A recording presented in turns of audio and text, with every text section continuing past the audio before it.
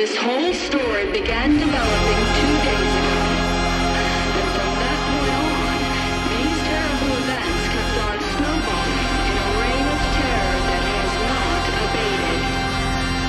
The main advice news reporters have been able to get from official sources is to tell private citizens to stay inside their homes, behind locked doors.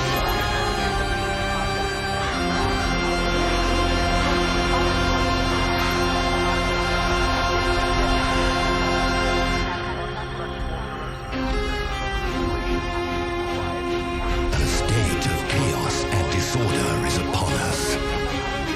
Will you take up arms? Will you help us make our last stand? The time is now. Let us be heard as we sing our way into battle.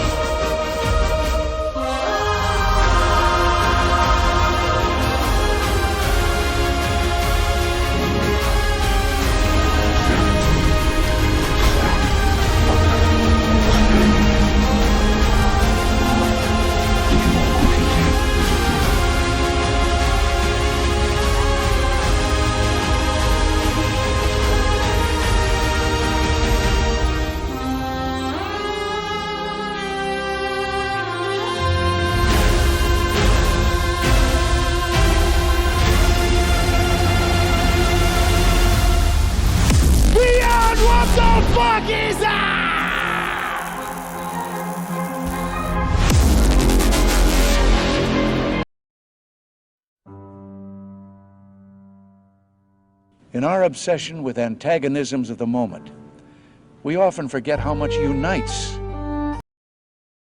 members of humanity. Perhaps we need some outside threat to make us recognize this common bound.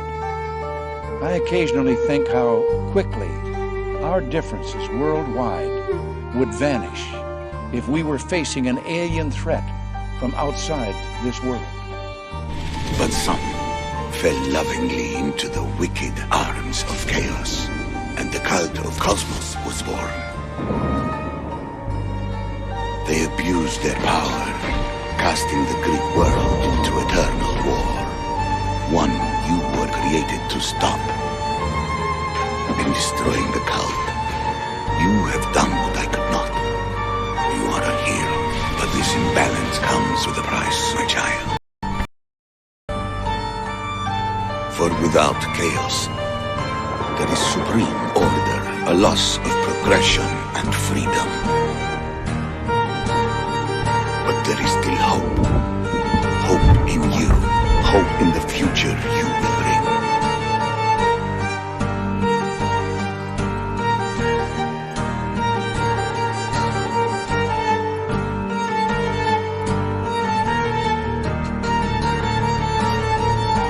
I'm doing well. I want to thank everybody. Our First Lady is doing very well, Melania. What do you know about Ellie? I know you should have picked a better cover story than a sick wife. See? What'd I tell you?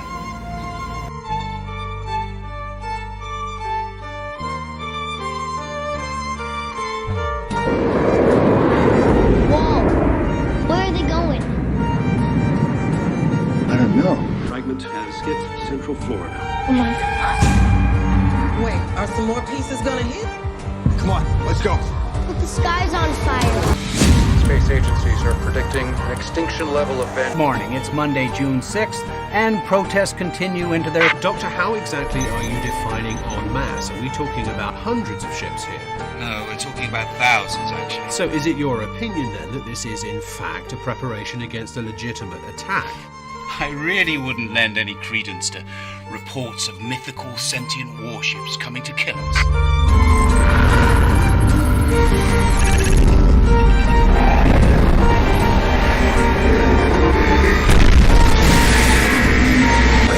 Seek shelter immediately.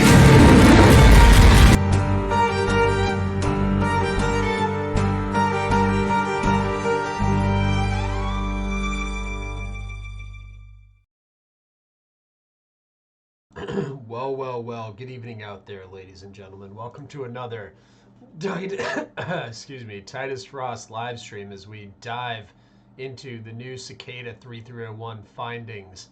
By who? Well, I'm looking back at some of my old findings and coming to new revelations tonight.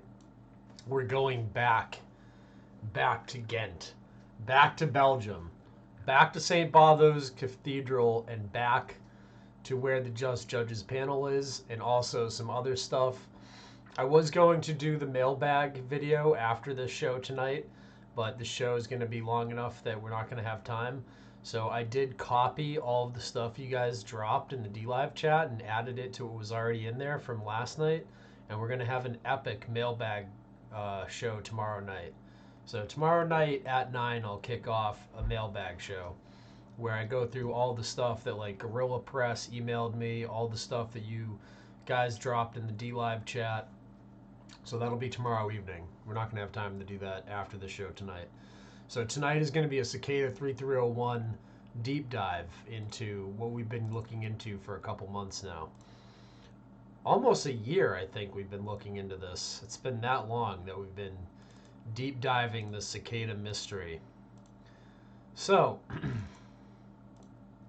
I feel like we were really close to finding the Just Judges panel in Ghent near St. Bavo's Cathedral, and then we kind of like fell off the track. So I thought we'd go back to that and maybe take a look at some of that stuff as well.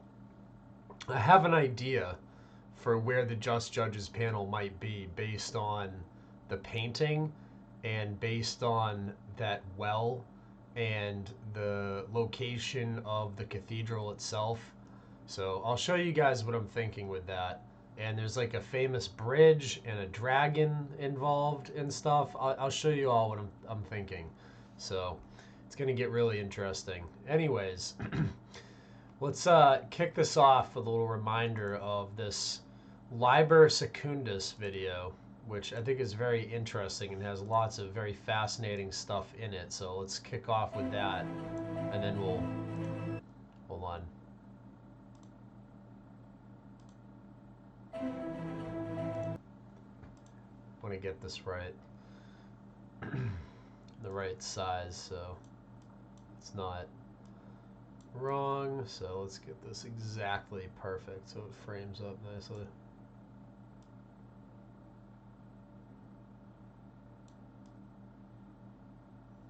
That's almost perfect. Oh. God, such a pain in the ass. OBS, like, I love OBS, but it also is like, when it's coming to this type of shit, it's a huge pain in the ass. Alright, that's pretty much perfectly aligned.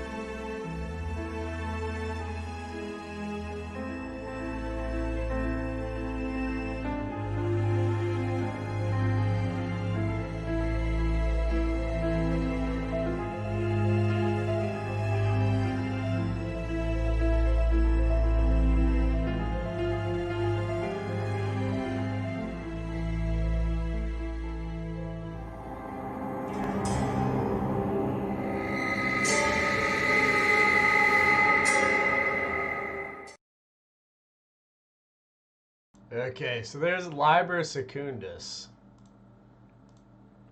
All right.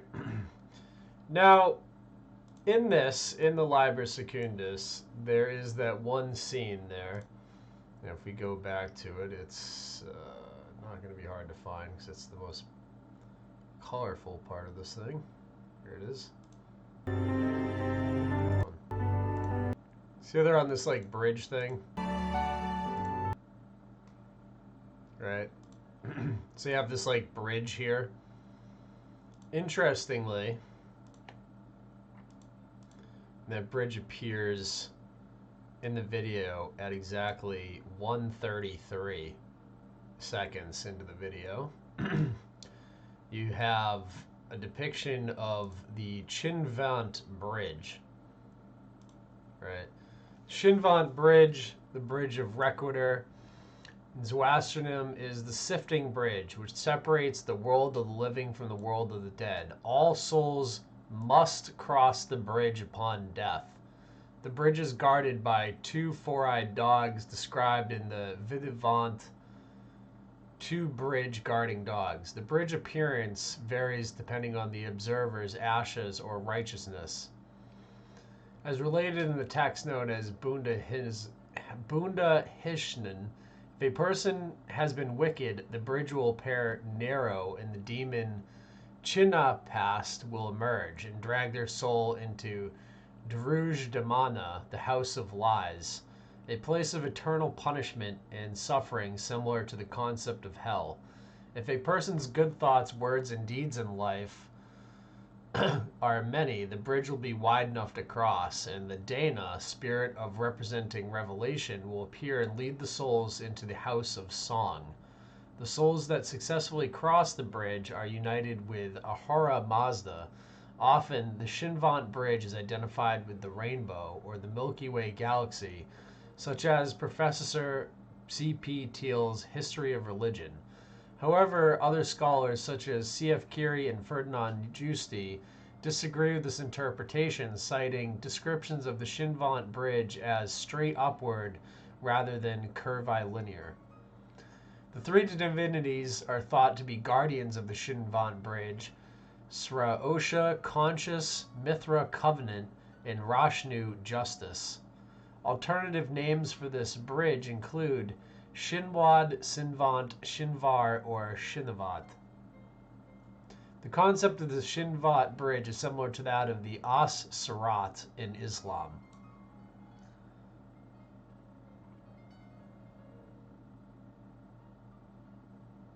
It's described in literature.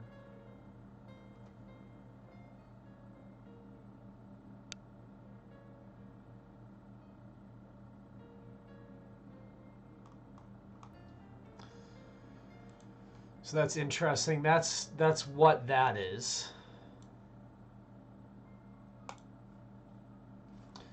Now, why am I talking about bridges and why did I put that in there first? Well, I'll show you in a second. So St. Bavo Cathedral, which I think we've identified is highly connected to all of this. The building history of the cathedral. Maris, Bishop of Tournai and Nyon, is said to have consecrated the church on the site in 942 to St. John the Baptist. And notice all of the references to the well and things of that nature. Visitors can still find traces following the Romanesque church, which date back to the mid-12th century, in the crypt decorated with murals. Ghent, one of the most powerful cities in Western Europe in the Middle Ages, could always afford to build bigger and richer churches. For example, the St. John's Church was covered in Gothic style in the course of 15th and 16th centuries. In the mid of the 16th century, the building had appearance it still has today, but other changes were imminent. In 1536, the age-old St. Bavo's Abbey was dissolved on the orders of Emperor Charles V. The majority of the abbey was demolished after the Ghent uprising in 1540 and converted into barracks. The abbot and monk of this abbey were secularized and given the title of canon. Their chapter passed to St. John's Church, which was then called St. Bavo's Church. The Diocese of Ghent was founded in 1559, and the church became St. Bavo's Cathedral. Among the line of shepherds in Diocese of Ghent, the figure of the 7th Bishop, Antonius Triest, would certainly be mentioned. The cathedral's rich Baroque interior, as we see it today, bears his powerful stamp.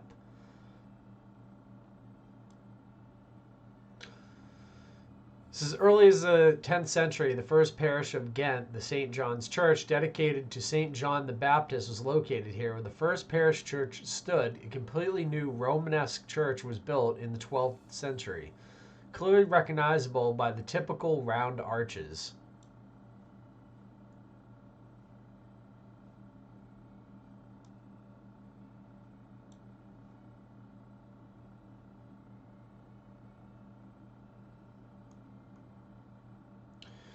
The relationship between the diocese and the cathedral. The newly found diocese is smaller than the current diocese of Ghent. To the east, the Schelde formed with the border of the archdiocese of Mechelen, although a number of places on the right bank, such as Dendermonde, Wittner, were nevertheless added to the diocese of Ghent. Eyck and surrounding parishes belonged to the diocese of Bruges. After annexation of our regions to revolutionary France in 1795, all French laws came into force. As a result, ecclesiastical institutions were disbanded and their goods nationalized, including all possessions of the chapter of St. Bavo in the Diocese of Ghent. By the Napoleonic Concordat with Pope Pius VII in 1801, the dioceses of Ypres and Bruges were not reestablished, but formed what were now East and West Flanders. Together with the Diocese of Ghent, not much later than on 1834, Pope Gregory XVI rebuilt the Diocese of Bruges by papal bull, with the new present province of West Flanders as territory.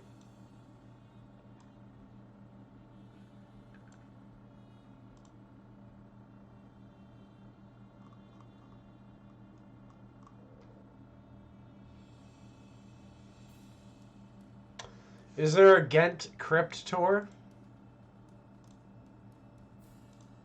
Oh, looked it up, no. Ghent crypt tour.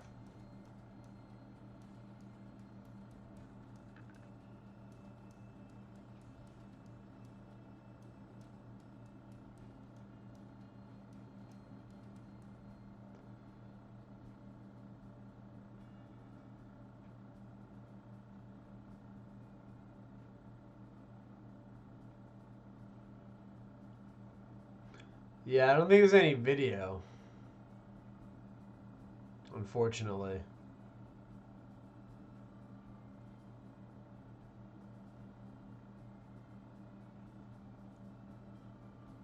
Not of St. Bavo's, unfortunately.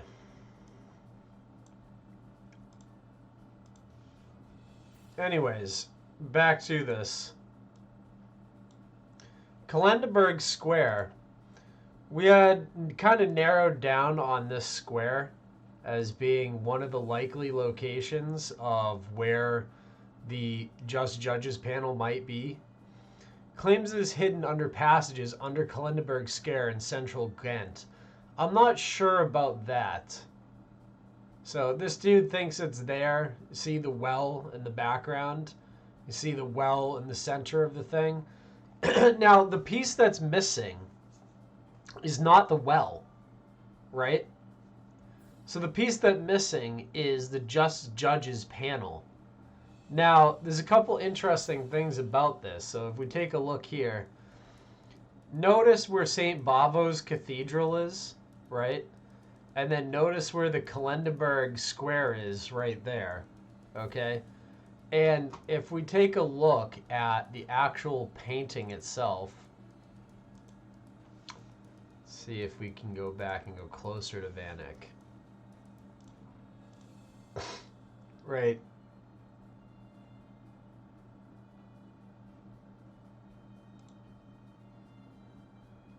This is before restoration. Let me turn off that for a second. Okay, so here's the panel itself, right? And this is what we're looking at here in this one.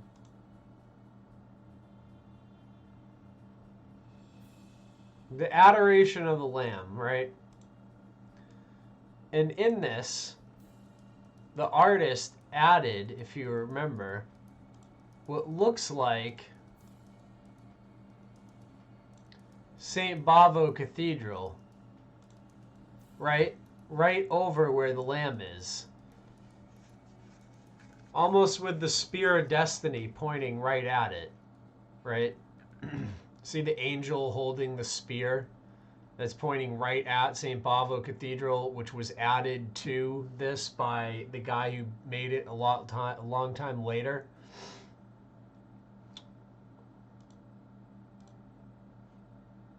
Now,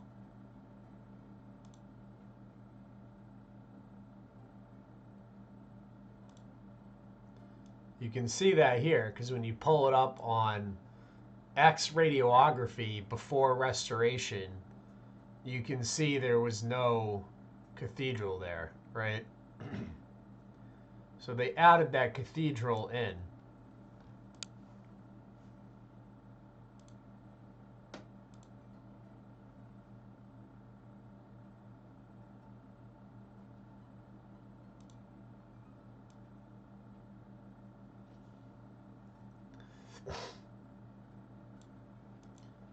You can see it in this one.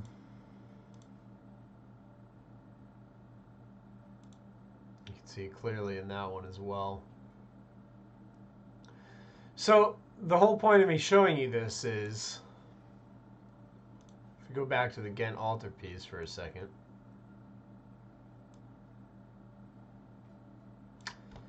If we take a look at where St. Bavo's Cathedral is, right? And we take a look at sort of the alignment, right? So we have St. Bavo's Cathedral there, and then we have the well here, and the panel that's missing is the Just Judges panel.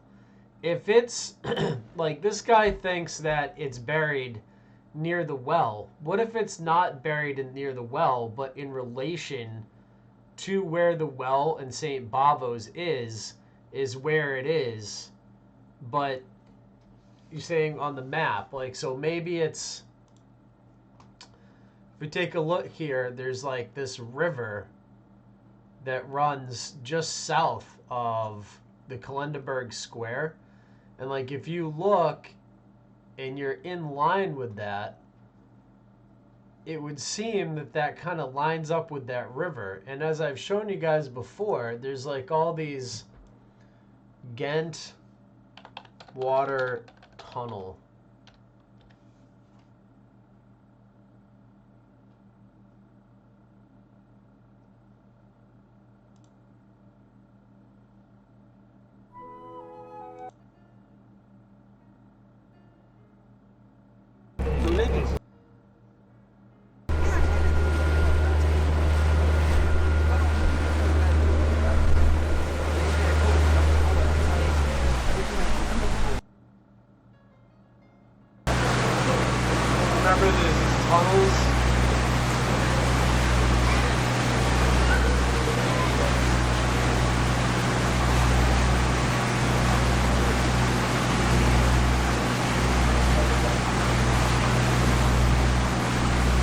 This is called the Devil Tunnel, and there's other like Ghent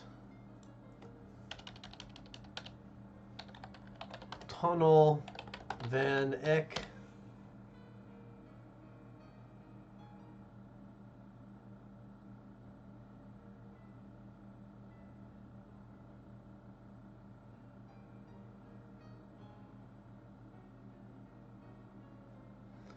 This dude's riding the tunnels. We showed you there was like this one tunnel that had the Ghent Altarpiece, like literally like a recreation of it there. But you can see like there's all these tunnels and stuff all around the area. And these people like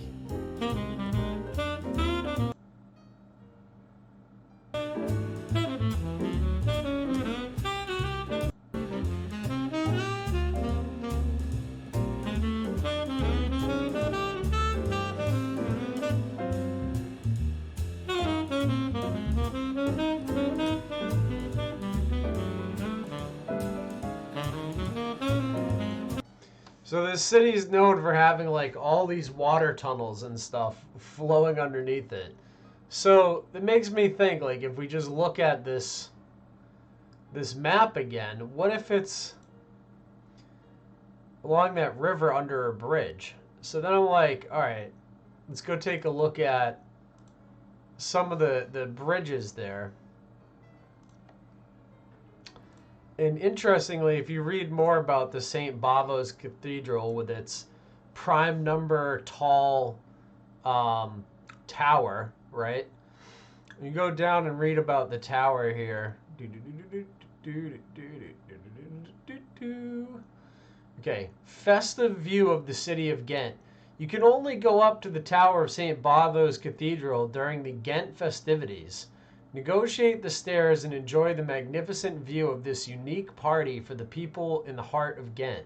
At other times of the year, you can enjoy the most beautiful view of Ghent from directly beneath the Golden Dragon, Ghent's mascot on the Belfry Tower. Opposite, from there you can continue exploring the heart of Ghent. Anything goes. So I just found that kind of interesting, some of the stuff that's like mentioned there. And, you know, beautiful view of Ghent, right? From under the Golden Dragon. And then if we go and we take a look at, like, the must-see things to do in Ghent, right? St. Michael's Bridge. St. Michael's Bridge. And you go down here, it has this. And remember, it was, what was it? Named after the St. John the Baptist. And here's St. Michael's Bridge. So, Angel vs. Dragon. St. Michael's Bridge is not only a perfect place to take beautiful photos, it also features a reference to a Bible story. One of the lampposts, you can see a bronze sculpture of the Archangel Michael, aka St. Michael, with a wreathing dragon at his feet. One of the more suspenseful chapters of the Bible tells the story how Michael drives a dragon ridden by a band of evil spirits from heaven. So there you go. There's the dragon, and there's St. Michael vanquishing it. So from Bavo Cathedral, you can see from where the dragon could see, and then at this bridge is where the dragon was slain, where it came to an end. Kind of interesting thing. I don't know if there's anything to that, but it is kind of interesting to me. And I wonder, I haven't done this yet, but I want to go just do this. Google Maps. All right, let's see where these things are. St. Bavo Cathedral.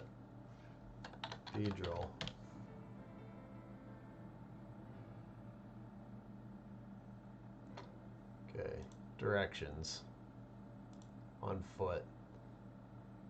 Let's see, this is going to be Kalandeberg.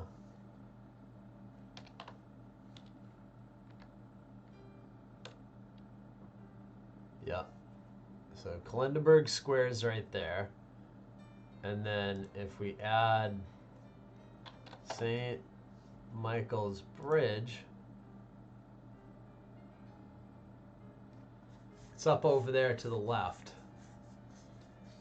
So that kind of fits with what I was saying, because like if you look at the altarpiece, right? So let's take a look at the altarpiece again. So from our viewpoint, if we're looking at St. Bavo's Cathedral,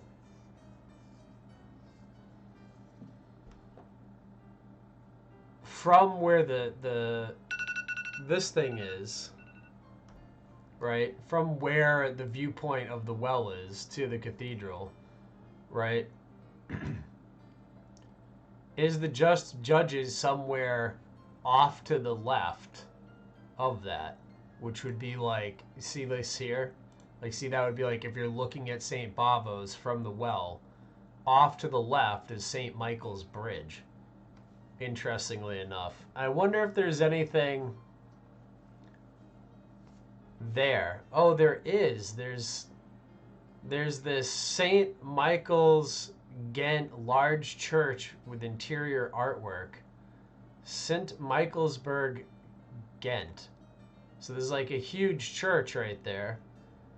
And if we take a look at this thing,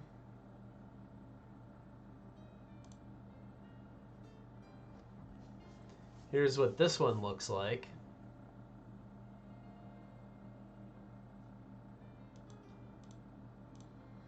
Now let's compare that to what's in the Just Judges panel.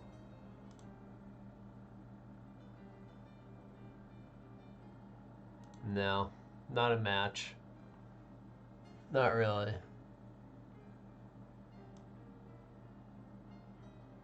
But the thing is this so it's so hard. Where are we ever gonna find this thing?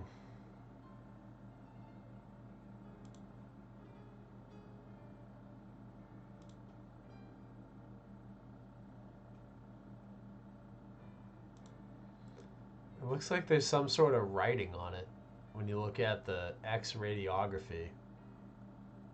Can anyone make out what that says? It's not in English, obviously.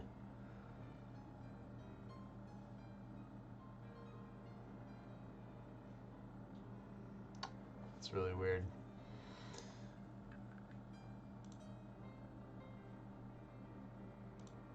Anyways, you know, here's this other church that's over there. So, near this bridge. Maybe it's in there. You know, it's possible. But I believe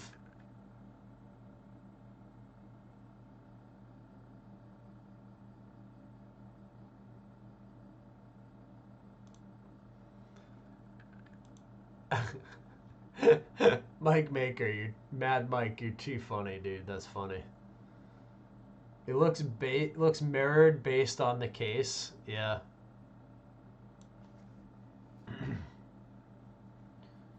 So interesting. That's X radiography of the Just Judges panel. So interesting stuff. I mean, I don't know. I don't know if my theory's right or I'm completely off. You know, who knows? But it's just a theory I have.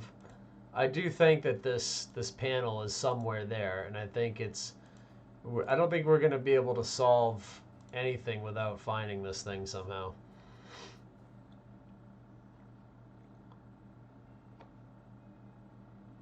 Anyways, moving on to the rest of the show notes here.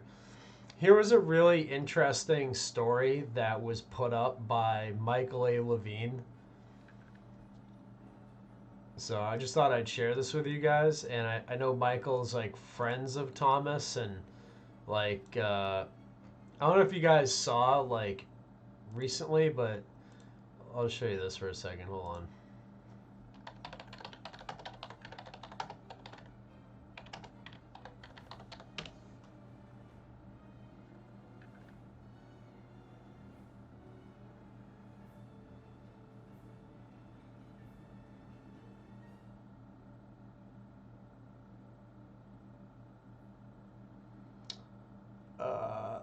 All right, here you go.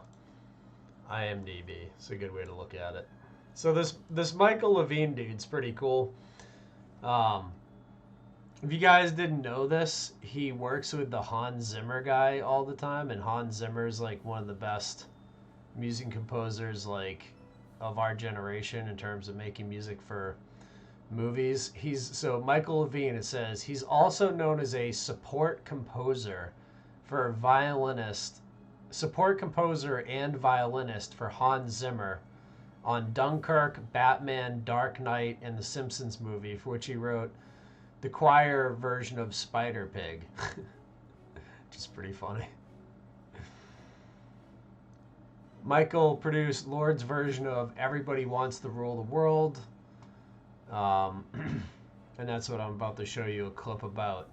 So it's just kind of interesting. And if you haven't seen, like, certain movies, I think the soundtrack makes the movie. And if you haven't seen, what is it? Dune? This movie? It actually is pretty goddamn good. Like, I'm not gonna lie, it's not a bad movie at all. And I think it was Hans Zimmer, right?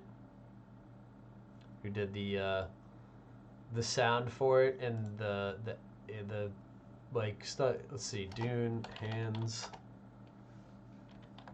Zimmer.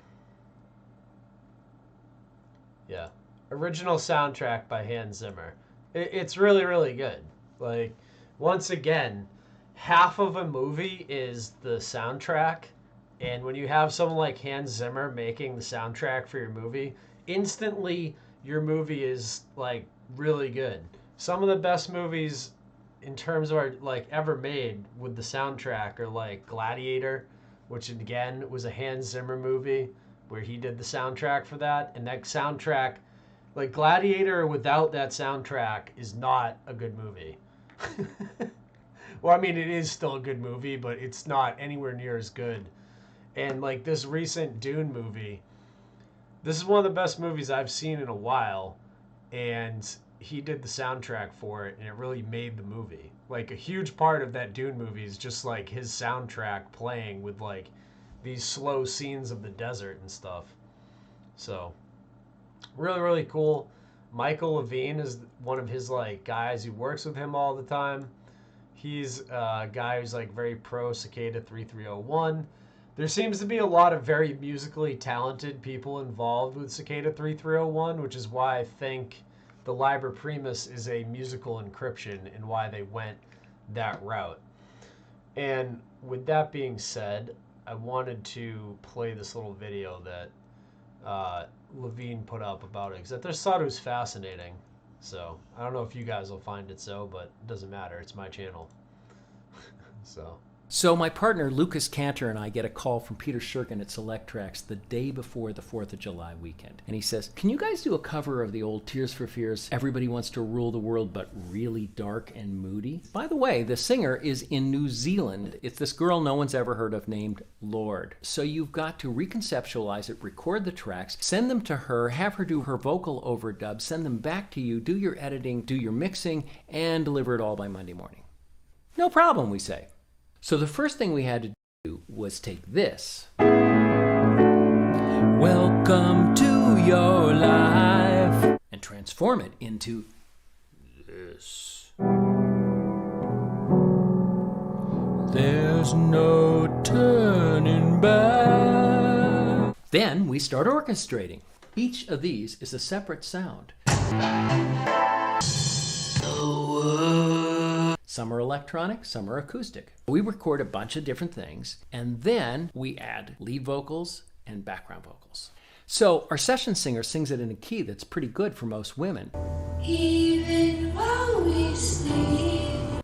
But when we get the track back from Lorde, she sung it down an octave. Welcome to your life. We go, oh no. But then we listen again and go, that's cool. So Peter's on the phone and he says, make it darker, make it bigger, make it darker, make it bigger, and we make it darker and bigger and darker and bigger, and finally we're done, and it's mixed, and it's Monday morning, and everybody loves it, and it's fabulous, and nothing happens. And it sits there for months. And then it gets into the soundtrack of Hunger Games Catching Fire. And then somebody uses it on a trailer, then a promo, and a trailer, and a promo, and an ad, and a this, and a that, and all of a sudden it's everywhere. And we're very happy about that. Thank you, Peter. Thank you, Lorde. So, pretty cool story of how these things go viral. You know, how it gets made, how it goes viral, all that kind of stuff. A little inside baseball type of thing. It's kind of fascinating to me. I don't know. Maybe not be fascinating to you. But with that discussion of music, we have chromesthesia. As we were talking about on the last Cicada, you can turn sound into color, which is very fascinating to me. It's a type of synesthesia in which sound involuntarily evokes an experience of color, shape, and movement. Individuals with sound color synesthesia are consciously aware of their synthetic color associations, perceptions in daily life. Titus perceive color while listening to music experience the colors in addition to normal auditory sensations. The synesthetic color experience supplements but does not obscure real modality-specific perceptions. As with other forms of synesthesia, individuals with sound-color synesthesia perceive it spontaneously, without effort, and as their normal realm of experience. Chromesthesia can be induced by different auditory experiences such as phonemes, speech, and/or everyday sounds. Individual variance. The color associations, that is, which is color is associated to which sound, tone, pitch, or timbre, is highly idiosyncratic, but in most cases consistent over time. Individuals with synesthesia have unique color pairings. However, studies to date have reported that synesthetes and non-synesthetes alike associate high-pitched sounds with lighter and brighter colors and low-pitched sounds with darker colors, indicating that a common mechanism may underline those associations in normal adult brains. What's up? Okay, go ahead.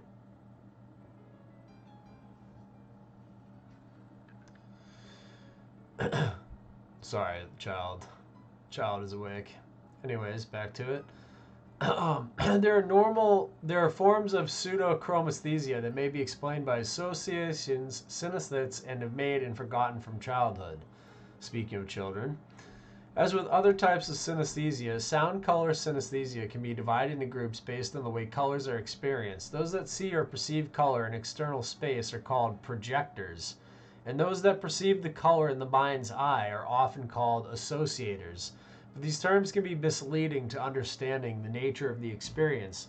For most synesthetes, the condition is not wholly sensory/perceptual. So tomorrow I will go ahead and expect that all of you will add a pronoun to your Twitter handle or your Instagram. You're either going to add that you are a projector or an associator. Okay? You have to pick one or the other. For some individuals, chromesthesia is only triggered by speech sounds, while others, chromesthesia can be triggered by any auditory stimuli. In a study investigating variability within the category of synesthesia, 40% of the subjects of chromesthesia for spoken words reported that voice, pitch, accent, and prosody influenced the synesthetic color.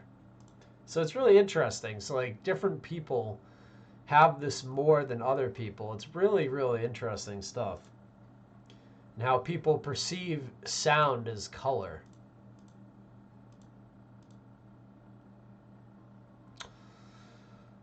And I thought this was interesting. This image here, you know, you have the saying, in the beginning in the end, and the end in the beginning in the end, and the beginning, or sorry, the beginning in the end, and the end in the beginning. It's very, very, like, occultic stuff here. You have like the Saturn symbols representing time all over this thing. You have what to me looks like, you know, almost the Belt and Road map there, right? And then here you have obviously the opposites. You have the dualism being represented with the sun symbol there in the center, and lightning bolts coming out of the sun, which I thought was really interesting because one of my theories is that the universe is electric and it seems to be hidden in the occult. Like they can show clearly the electrical connections between the spheres and the sun like this. And where did that come from? Where did that knowledge come from?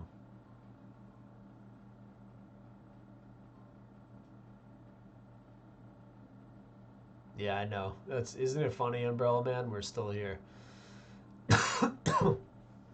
Here, once again, you have the Hand of the Mysteries, which is the hands they're showing here, which are the occult symbol for that, right? And then you have, or sorry, it's the five-fingered hand, so like representing, you know, all of that type of stuff. And then you have all this other symbolism here, really interesting stuff.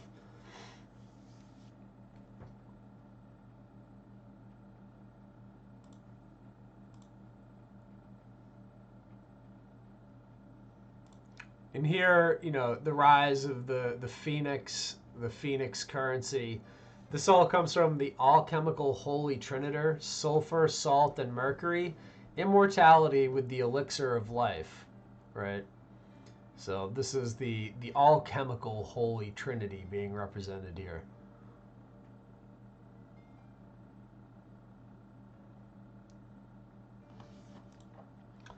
And there was this really interesting upload on SoundCloud that I wanted to play for you guys.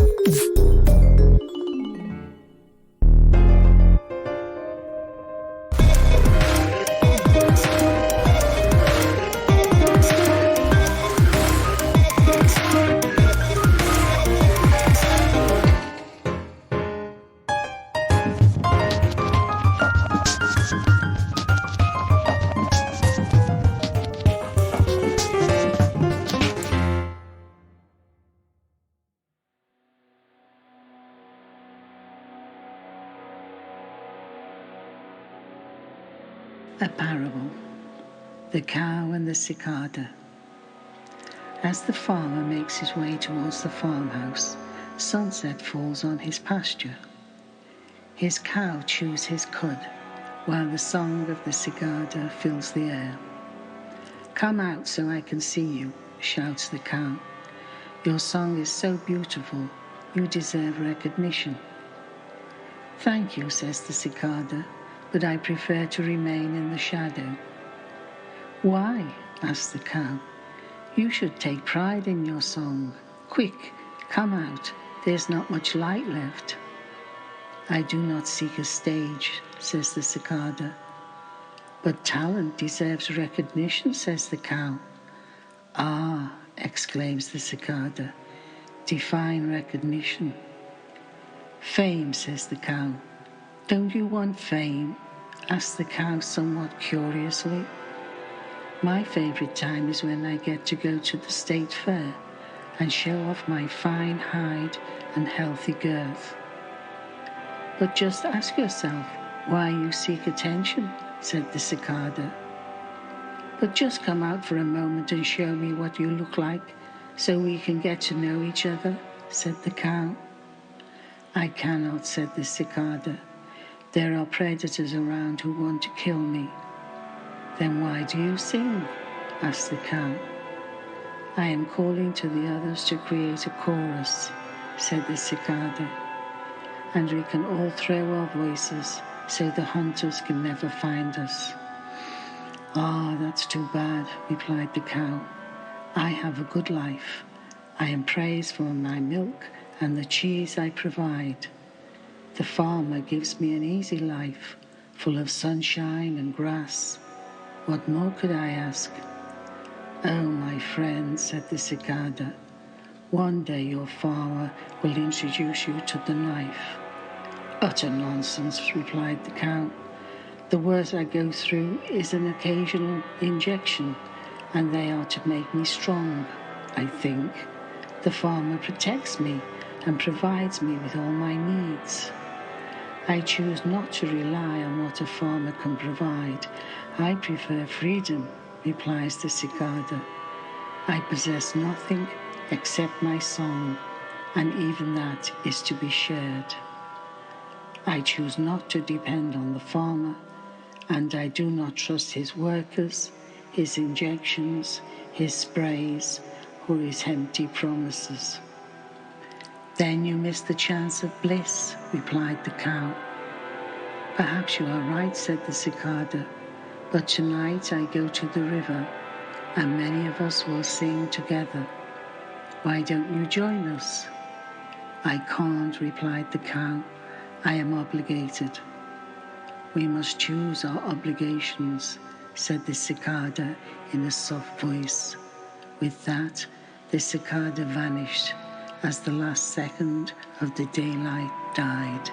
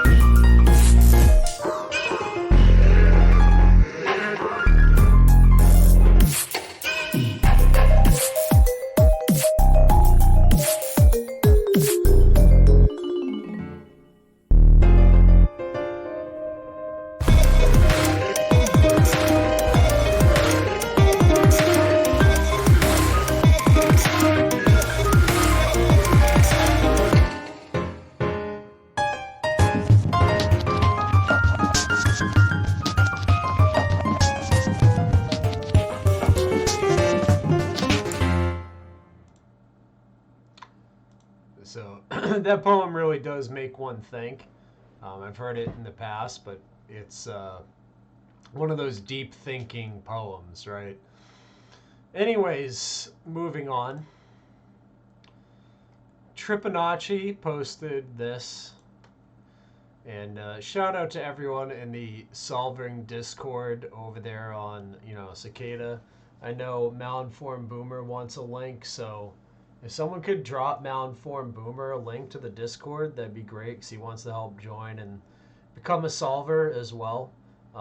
And basically the way it works over there is everyone is, pleasant with everyone else. Everyone just contributes the research that they can, and everyone's on their own little pilgrimage, if you will, to finding whatever it is they're looking for.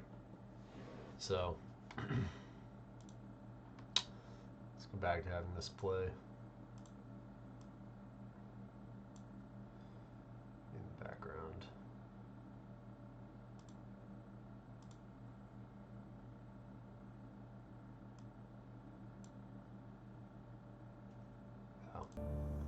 There we go.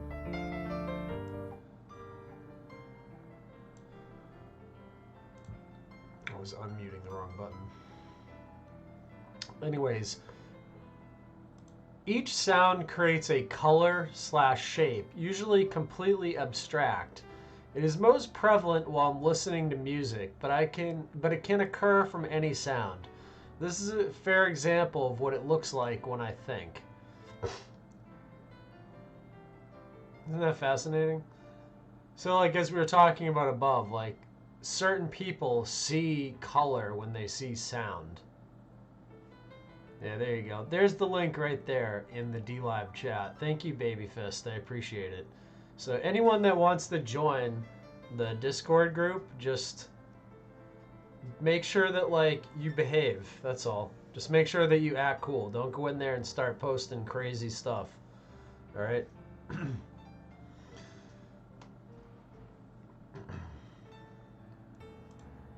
And then the first image would be like a bunch of keys being played like an arpeggio. The second image is what I get from big sound like basses. And on Discord, this was, in motion like the one above. But you get kind of like the difference. So like you can see like the arpeggio is like much smaller and more like defined. And this one, the bass, is more like, I don't know, like kind of mute, like all welded together and more like big. It's kind of how I would see it as well. But I don't like see color in my head when I listen to music. I like see the keys, which is weird.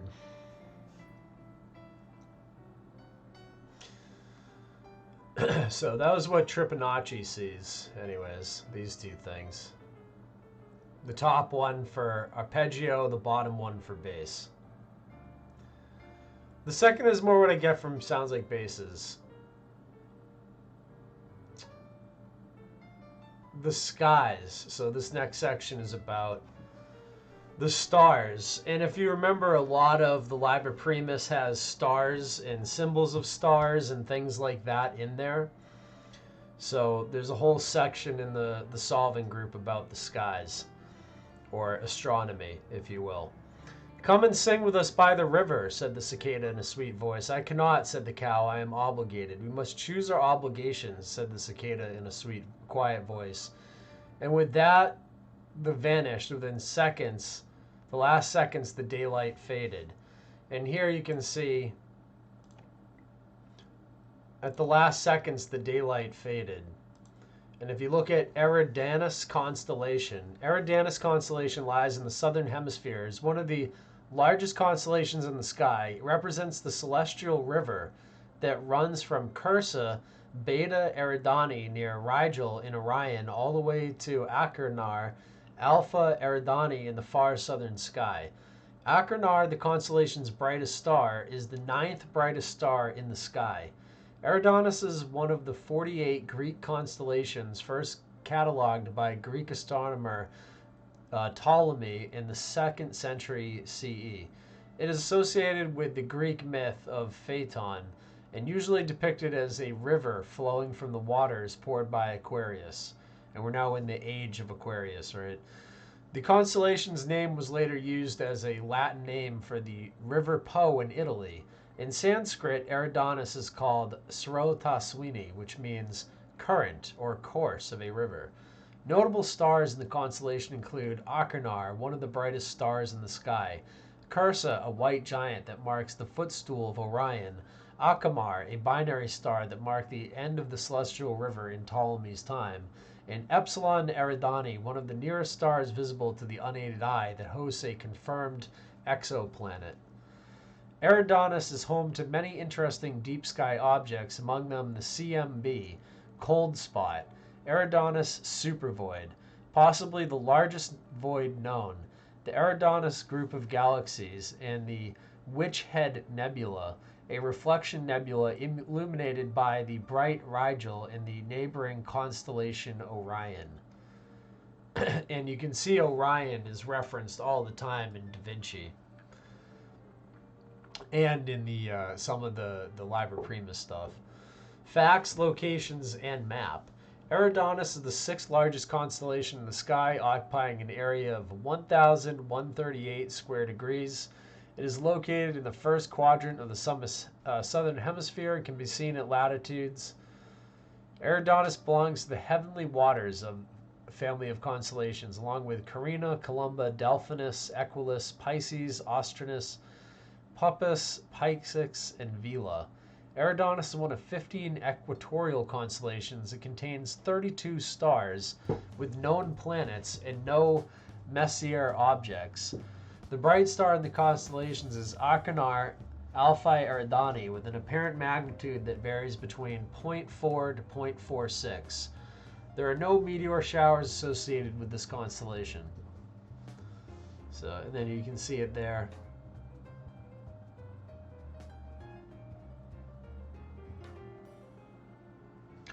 Eridanus myth. In Greek mythology, the constellation Eridanus is associated with the story of Phaeton, or Phaethon, the son of the god Helios, an Oceanid Clymene. According to legend, Phaeton wanted to drive his father's chariot across the sky and kept begging for Helios' permission to do so until God agreed.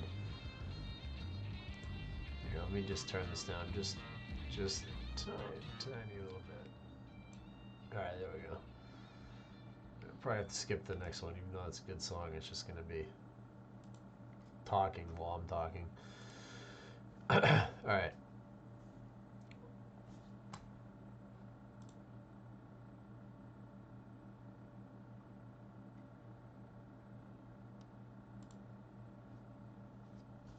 The Greek poet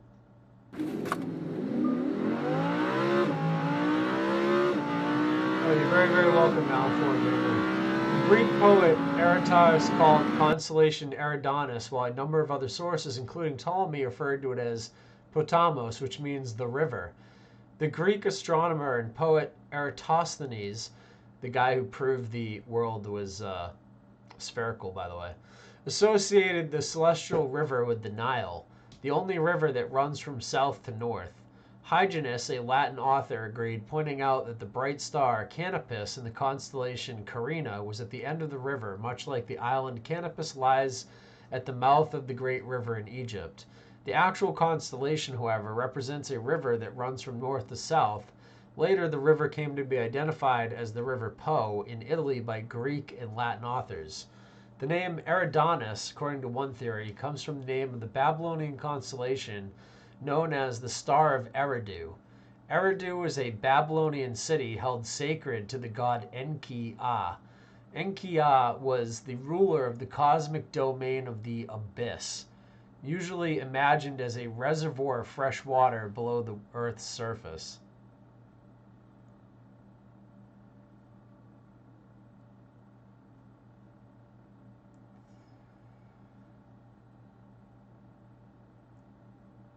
So just kind of really interesting stuff. There's more, obviously a lot more in-depth stuff here that you can get into. But this is what we're talking about. So Very cool stuff. The Eridanus constellation. Theosophy is believed that the 7 stars of Pleiades focus on the spiritual energy of the 7 rays from the galactic logos to the 7 stars of the Great Bear, then to Sirius, then to Sun, then to the god of Earth, Sanat Kumara, and finally through the 7 masters of the 7 rays to the human race. Ancient times, the name of the constellation was Helike, turning, because it turns around the pole. In the book of 2 of Lycon, it is called Parhasian Helice, since Callisto came from Parrhesia in Arcadia, where the story is set. The Odyssey notes that it is the sole constellation that never sinks below the horizon and bathes in the ocean's waves, so it is used as a celestial reference point for navigation. It is also called the Wain.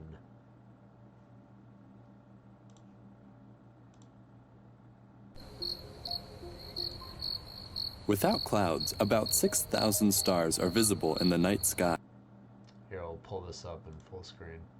In the night sky from anywhere on Earth. This number is lower in areas of heavy light pollution, but for the most of human history, this is what we had to look up to. In earlier times, there were many ideas as to what the stars were. The Greeks saw constellations who were sentient, divine beings awarded with a place among the stars for some great deed done long ago. To the Paiute tribe who lived in the Great Basin of North America, stars were the children of the Father Sun and the Mother Moon, eaten every day by the light of the sun and nursed back to life by the love of the moon. In Chinese mythology, some stars represented actual people. One is Ji Nu, the girl who weaves the clouds, and another is Niu Lang, the herdsman who cares for the cattle of the heavens. The two were in love, so the gods placed them on either side of the Milky Way to make sure they were never distracted from their duties. Only once a year, on the 7th day of the 7th month, the two lovers are allowed to meet when the birds in the sky will form a bridge across the Milky Way. To the Yakut tribe of Siberia, and now to the Chinese, stars are people for them to manipulate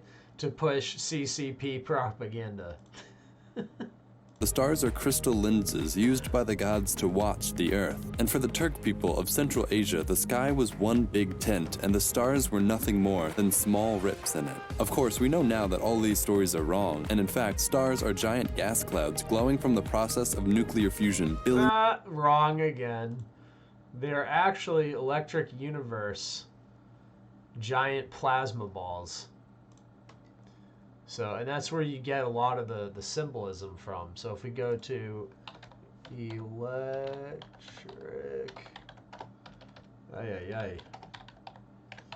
verse theory, let's go sun.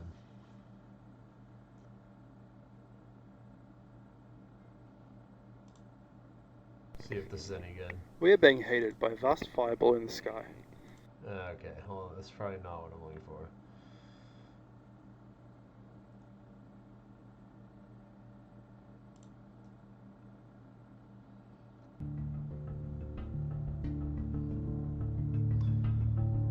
Is there any way to do this quicker? 50 minutes is kind of a long one. Good morning, everyone. The good news this morning appears to be from... Alright, let's do this one. The plasma filaments coming into view on the north have not maintained much stability the last week. After a small release 2 days ago, I mean, like, there's just so much it's like hard to even find like something small enough to like give you guys a quick run through of this.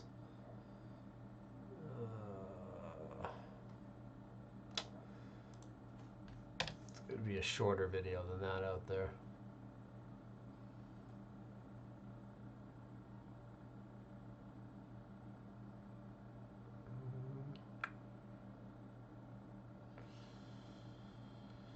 Something quicker on how the sun is a fusion. The electric sun. I don't know. I guess you have to go with the long video. Sorry about that, but that's, you know, how it goes. Let's see if he gives us like a quick review through here somewhere. Ralph Jurgens in 1980 stated the obvious answer for those not blinded by their training. And you see the quote here.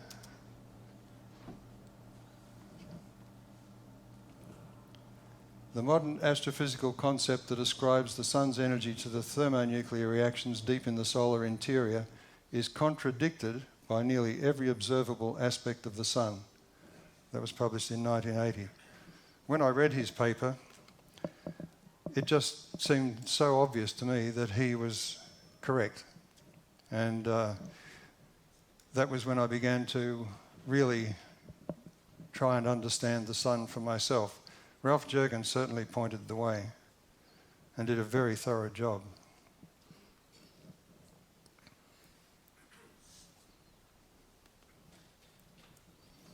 So, what is a star? An undergraduate textbook on the structure and evolution of stars makes a star seem a very simple object. And I quote, "A star can be defined as a body that satisfies two conditions. A, it is bound by self-gravity, and B, it radiates energy supplied by an internal source."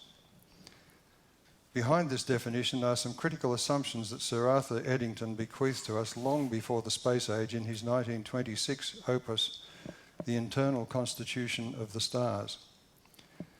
But how many students now read Eddington's original work with a critical eye? Indeed, how many read him at all?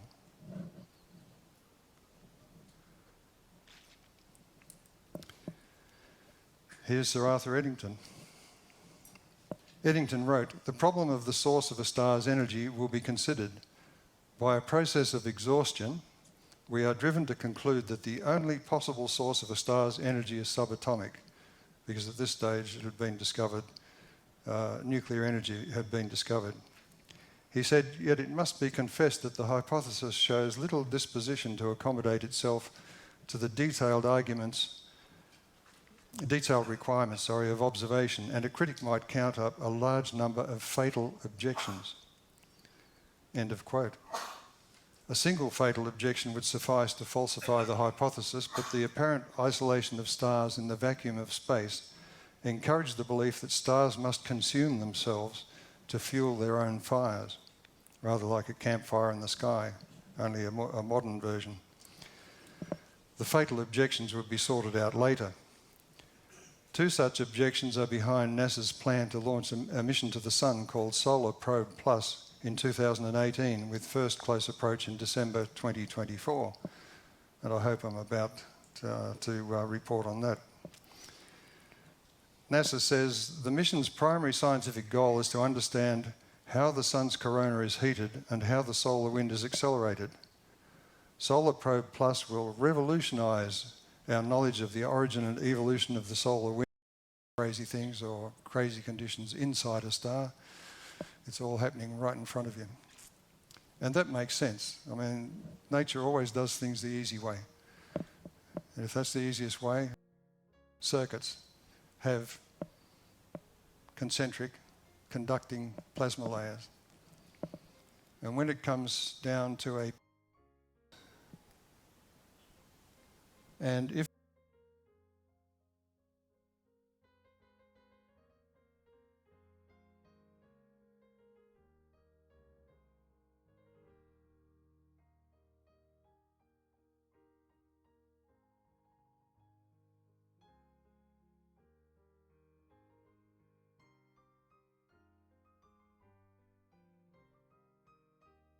Oh, sorry, that was on mute.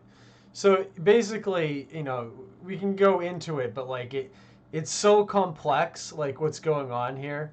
Like for this guy to explain this to you, like quickly, you know, the sunspots, you know, the black spots, those are basically like the end of the plasma tube, like in a plasma ball.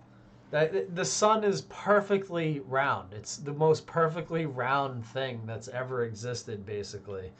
And there's no way that happened by accident. Like, all of it is, it's not a giant explosion in the sky, okay? That doesn't end in a perfectly round thing. What it is a giant plasma ball. So it's a huge ball of electricity, basically. And that's, you know, and it's not just like eating itself. Like, that's not a reality. It's connected into like the ether, which there's a ton of energy traveling through space and all this stuff, and it's a giant plasma ball.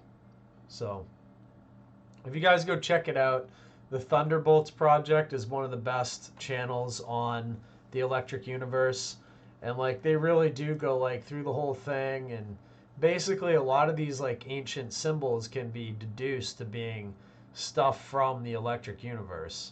Like stuff that they were seeing in the night sky that they just depicted in different symbols and things, right?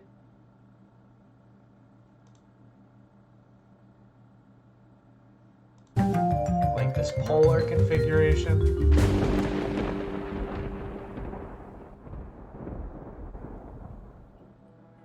For the past century or so, the dominant trend in classical circles has been to deny any and all reality to the ancient gods. Richard Seaford, a world-renowned expert on ancient Greek religion, made the point most forcefully, quote, "Greek deities are human constructions," end of quote. It follows, according to this prevailing orthodoxy, that the Greek myths telling of the great gods' lives and loves are the stuff of fiction, projections of human affairs onto an imaginary Olympus, as it were.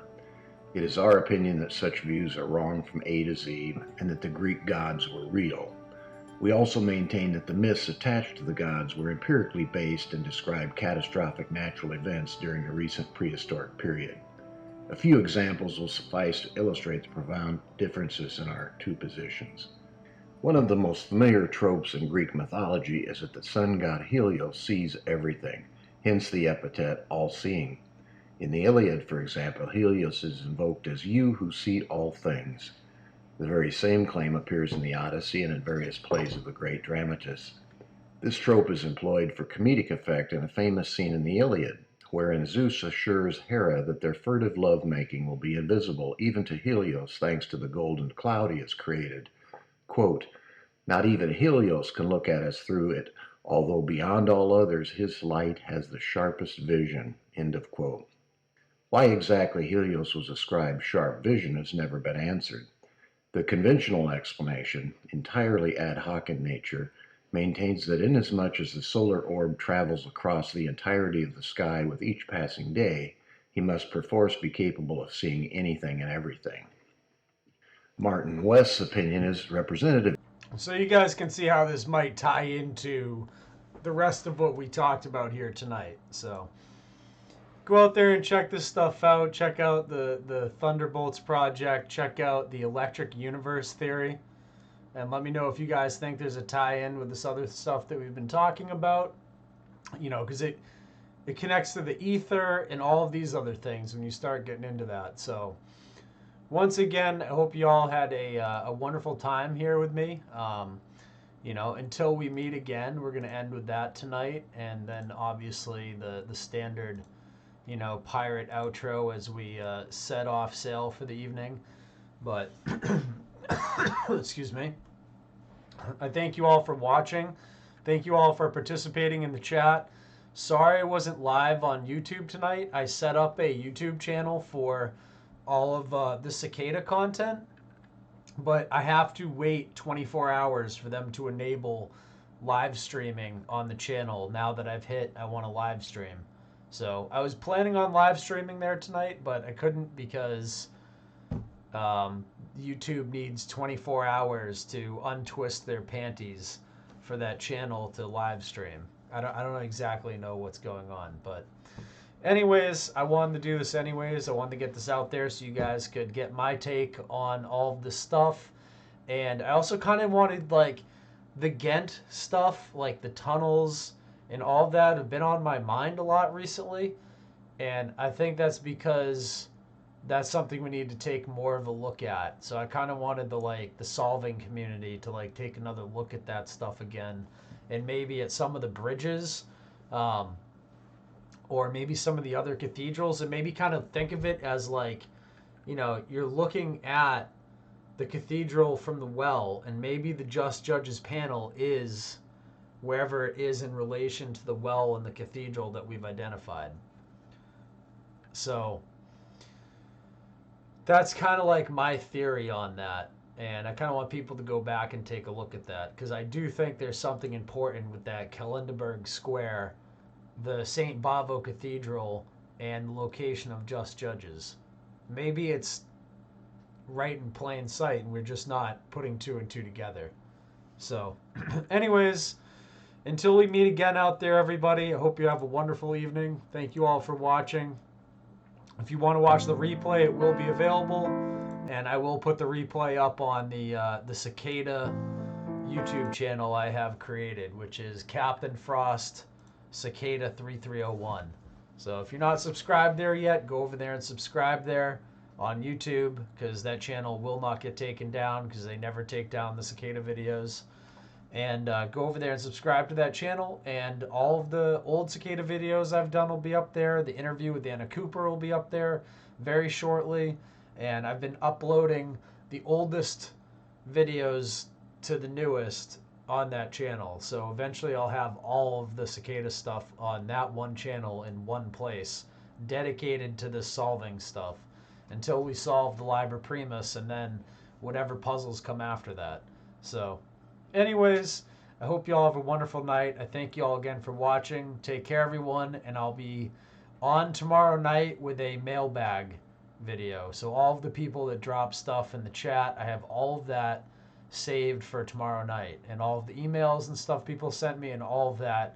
We're going to do all of that tomorrow night, and I'm going to show you guys the pirate ship that Malinformed Boomer sent and everything else. We're going to do all that in the mailbag show tomorrow. So we're going to have a real fun, just kind of chill stream, go through some mailbag stuff, and, you know, all of that tomorrow evening. So peace out there, everyone. Take care. Have a nice night. And, you know, be safe, everybody.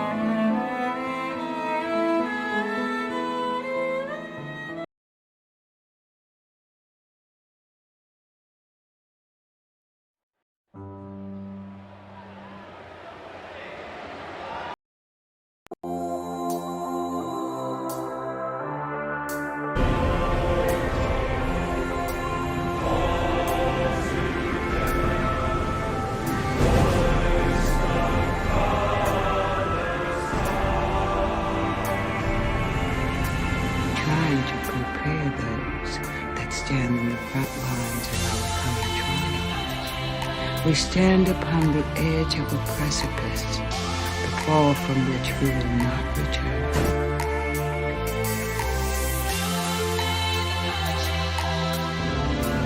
Remember, all I'm offering is the truth, nothing more.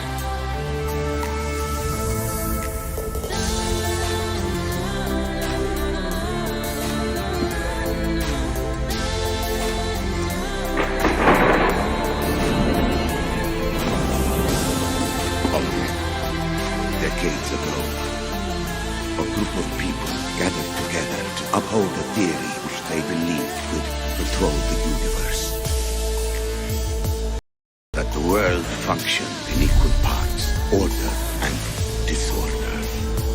They abused their power, casting the Greek world into eternal war. One you were created to stop. In destroying the cult, you have done what I could not.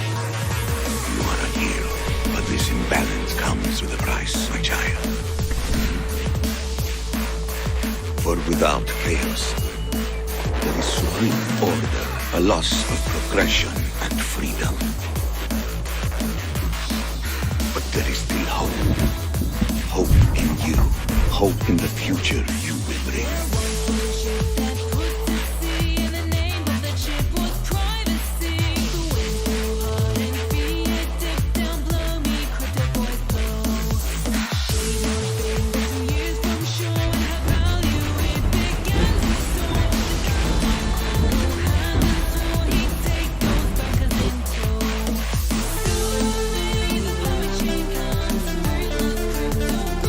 Who is to perform following the function of what? And what I am is a man in a mask. I can see that. Of course you can. I'm not questioning your powers of observation. I'm merely remarking upon the paradox of asking a masked man who he is.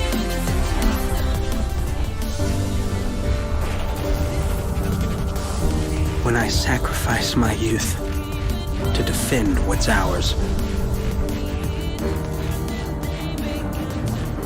When I say no to a law we never voted for. When I stop feeding an empire a world away. When I surrender my body, not my mind. When I ask God to look the other way.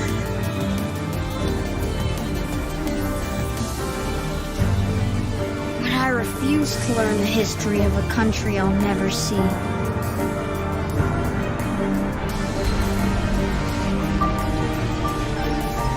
When I decide, it will be them, not us. Men dream. But dreams hold no value here. What was first the bright light of hope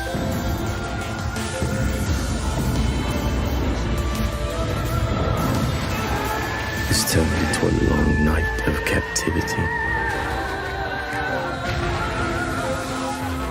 Lost in the dark, we surrender our minds and forget who we are.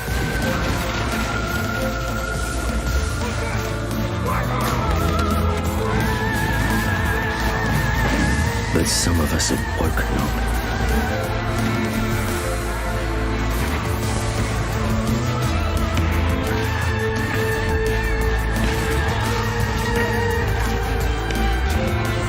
They remind us that we all have a choice. To stand, not kneel. To oppose, not obey. To live, not just exist.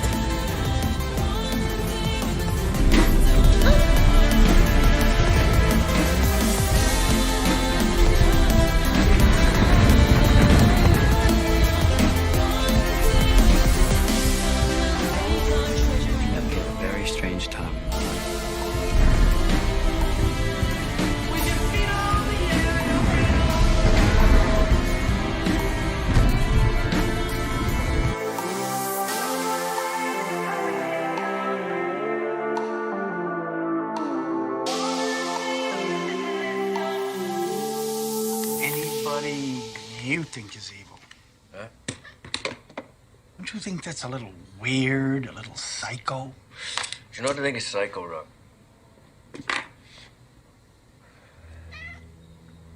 It's decent men with loving families.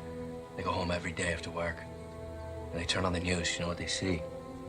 They see rapists and murderers and child molesters. They're all getting out of prison. Mafiosos. Getting caught with 20 kilos. Getting out on bail. Same fucking day.